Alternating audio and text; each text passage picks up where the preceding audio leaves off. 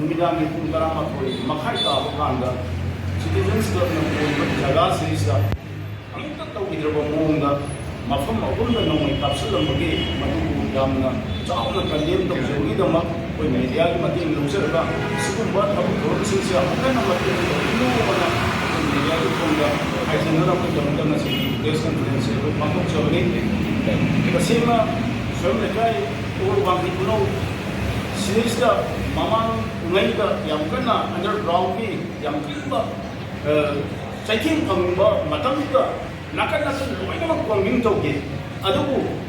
मणिपुर इतिहास तंबा की लमदा नोंगल तौगी खुराई तौगी अदुम स्वयं लेखाई वांगी ब्लॉक से ngasi पाउदा कनाबु अमतना हाइदि करिगुबा अमतकी अखोगी याम पीस ओइना लेबा जगह निना कॉन्विंग जु तौगिदे अदुबा अखोई लेखाई सिरिसा यामना तोइंगबा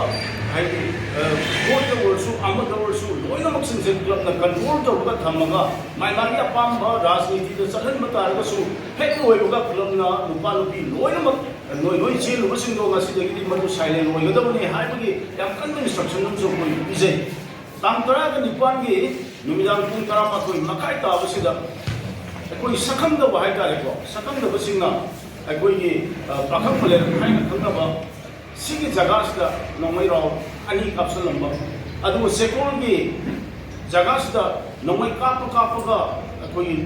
सेम टाइमिंग से नोंगै कापगा नमसटपा अदगी वांगी पुनौ सिगी कोई वांगी पुनौ की मयाई लंबी न खंगब जगह सिदसु नोंगै से राउंड मरी मंगा दुम कापा अखोइना हमजनिंगबा क्लब की माइकेदी हमजनिंगबा वाफमदि ममांगदसु कना कना गुंबा सिनिनाउ सिंगा करिगुंबा मरानी मतुकिना करिगुंबा सेला कम पीगदब लैब तारगदि मदु क्लबदा हना पाउ पीबियु अदुगा क्लबना मदुगी वारक जबगी मतम यु पीबियु हाइदना अखोई मीडिया की थोंगसु हाना हाइजत्रबनि अदुगा तामत्रा निपानी थोंगसि कनादा थोंगनो करिगि दमक्ता